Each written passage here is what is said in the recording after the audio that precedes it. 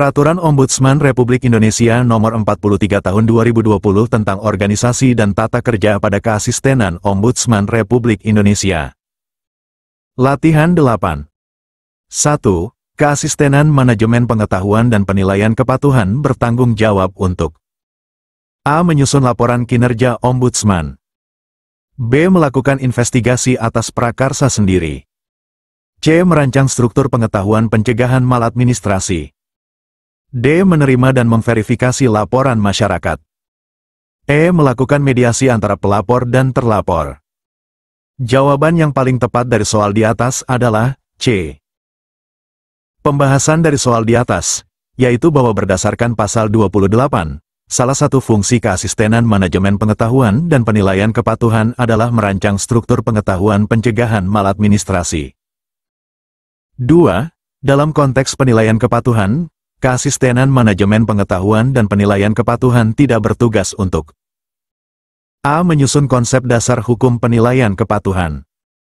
B. Mengembangkan sistem informasi penilaian kepatuhan. C. Melakukan pengolahan data hasil penilaian kepatuhan. D. Menyelenggarakan penyampaian laporan hasil penilaian kepatuhan. E. Menjatuhkan sanksi atas ketidakpatuhan instansi. Jawaban yang paling tepat dari soal di atas adalah E. Pembahasan dari soal di atas, yaitu bahwa berdasarkan pasal 28, keasistenan manajemen pengetahuan dan penilaian kepatuhan tidak memiliki kewenangan untuk menjatuhkan sanksi, fungsinya terbatas pada penilaian dan pelaporan. 3. Keasistenan utama manajemen mutu memiliki tugas utama. A. Melakukan investigasi laporan masyarakat. B. Merumuskan kebijakan di bidang evaluasi kepatuhan. C. Menyusun rekomendasi perbaikan layanan publik. D. Melakukan mediasi antara pelapor dan terlapor. E. Menerima dan memverifikasi laporan masyarakat. Jawaban yang paling tepat dari soal di atas adalah B. Pembahasan dari soal di atas, yaitu bahwa sesuai pasal 31, tugas utama keasistenan utama manajemen mutu adalah merumuskan kebijakan di bidang evaluasi kepatuhan terhadap ketentuan peraturan perundang-undangan. 4. Fungsi keasistenan utama manajemen mutu yang berkaitan dengan pengaduan kinerja adalah A. Melakukan penjaminan mutu penyelesaian laporan. B. Menindaklanjuti pengaduan terkait kinerja penanganan laporan. C. Melakukan evaluasi terhadap petunjuk teknis. D. Menyusun laporan kinerja Ombudsman. E. Melakukan investigasi atas prakarsa sendiri. Jawaban yang paling tepat dari soal di atas adalah B. Pembahasan dari soal di atas, yaitu bahwa berdasarkan pasal 32, salah satu fungsi keasistenan utama manajemen mutu adalah menindaklanjuti pengaduan terkait kinerja dalam penanganan laporan dan pencegahan maladministrasi. 5. Keasistenan manajemen mutu regional 1 bertanggung jawab untuk A. Melakukan pemeriksaan laporan di seluruh Indonesia. B. Mengevaluasi kepatuhan unit kerja di lingkup regional 1. C. Menyusun rekomendasi untuk seluruh instansi pemerintah. D. Melakukan mediasi untuk semua laporan yang masuk. E. Menerima dan memverifikasi laporan dari seluruh daerah. Jawaban yang paling tepat dari soal di atas adalah B. Pembahasan dari soal di atas, yaitu bahwa sesuai pasal 36, keasistenan manajemen mutu regional 1 bertugas melakukan evaluasi kepatuhan terhadap ketentuan perundang-undangan dalam pelaksanaan kegiatan penyelesaian laporan dan pencegahan maladministrasi yang dilakukan oleh unit kerja di lingkup regional 1. 6. Dalam konteks pencegahan maladministrasi, keasistenan manajemen pengetahuan dan penilaian kepatuhan bertugas untuk A. Melakukan investigasi atas prakarsa sendiri. B. Menyusun rekomendasi perbaikan layanan publik. C. Melakukan penyusunan karya ilmiah terkait pencegahan maladministrasi. D. Menerima dan memverifikasi laporan masyarakat. E. Melakukan mediasi antara pelapor dan terlapor. Jawaban yang paling tepat dari soal di atas adalah C. Pembahasan dari soal di atas, yaitu bahwa berdasarkan pasal 28, salah satu fungsi keasistenan manajemen pengetahuan dan penilaian kepatuhan adalah melakukan penyusunan karya ilmiah terkait pencegahan maladministrasi. 7. Keasistenan utama manajemen mutu tidak memiliki fungsi. A. Menyusun kebijakan di bidang manajemen mutu. B. Melakukan penjaminan mutu terhadap pelaksanaan ketentuan. C. Melakukan evaluasi terhadap petunjuk teknis. D. Menindaklanjuti pengaduan terkait kinerja. E. Menjatuhkan sanksi terhadap instansi yang melanggar. Jawaban yang paling tepat dari soal di atas adalah E. Pembahasan dari soal di atas, yaitu bahwa berdasarkan pasal 32, keasistenan utama manajemen mutu tidak memiliki fungsi untuk menjatuhkan sanksi, fungsinya terbatas pada evaluasi, penjaminan mutu, dan tindak lanjut pengaduan.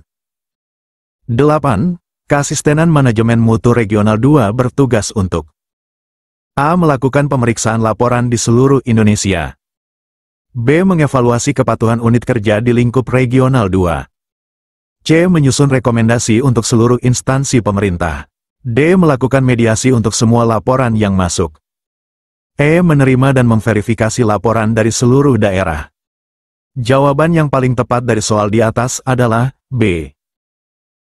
Pembahasan dari soal di atas, yaitu bahwa sesuai pasal 39, keasistenan manajemen mutu regional 2 bertugas melakukan evaluasi kepatuhan terhadap ketentuan perundang-undangan dalam pelaksanaan kegiatan penyelesaian laporan dan pencegahan maladministrasi yang dilakukan oleh unit kerja di lingkup regional 2. 9. Dalam konteks penilaian kepatuhan, tugas keasistenan manajemen pengetahuan dan penilaian kepatuhan yang paling krusial adalah A. Menyusun laporan kinerja Ombudsman. B. Melakukan pengolahan data hasil pelaksanaan penilaian kepatuhan. C. Menerima dan memverifikasi laporan masyarakat. D. Melakukan mediasi antara pelapor dan terlapor. E. Menjatuhkan sanksi atas ketidakpatuhan instansi. Jawaban yang paling tepat dari soal di atas adalah B. Pembahasan dari soal di atas, yaitu bahwa berdasarkan pasal 28, salah satu tugas krusial keasistenan manajemen pengetahuan dan penilaian kepatuhan adalah melakukan pengolahan data hasil pelaksanaan penilaian kepatuhan. 10. Keasistenan utama manajemen mutu memiliki fungsi dalam hal A. Menerima dan memverifikasi laporan masyarakat. B. Melakukan investigasi atas prakarsa sendiri. C. Melakukan koordinasi dan penyusunan rencana strategis. D. Menyusun rekomendasi perbaikan layanan publik. E. Melakukan mediasi antara pelapor dan terlapor. Jawaban yang paling tepat dari soal di atas adalah C. Pembahasan dari soal di atas, yaitu bahwa sesuai pasal 32, salah satu fungsi keasistenan utama manajemen mutu adalah melakukan koordinasi dan penyusunan rencana strategis, rencana tahunan dan anggaran di bidang manajemen mutu. 11. Keasistenan manajemen mutu regional 3 tidak bertugas untuk A. Mengevaluasi kepatuhan unit kerja di lingkup regional 3. B. Melakukan evaluasi terhadap standar prosedur. C. Menindaklanjuti pengaduan terkait kinerja. D. Menyusun laporan pelaksanaan tugas secara periodik. E. Menjatuhkan sanksi terhadap instansi yang melanggar. Jawaban yang paling tepat dari soal di atas adalah E. Pembahasan dari soal di atas, yaitu bahwa berdasarkan pasal 42, keasistenan manajemen mutu regional 3 tidak memiliki tugas untuk menjatuhkan sanksi, tugasnya terbatas pada evaluasi, tindak lanjut pengaduan, dan penyusunan laporan. 12. Dalam konteks manajemen pengetahuan, keasistenan manajemen pengetahuan dan penilaian kepatuhan bertanggung jawab untuk A. Melakukan investigasi atas prakarsa sendiri. B. Menyusun rekomendasi perbaikan layanan publik. C. Mengembangkan sistem informasi dan basis data pengetahuan pencegahan maladministrasi. D. Menerima dan memverifikasi laporan masyarakat. E. Melakukan mediasi antara pelapor dan terlapor. Jawaban yang paling tepat dari soal di atas adalah C. Pembahasan dari soal di atas, yaitu bahwa berdasarkan pasal 28, salah satu fungsi keasistenan manajemen pengetahuan dan penilaian kepatuhan adalah mengembangkan sistem informasi dan basis data pengetahuan pencegahan maladministrasi. Audio Jungle.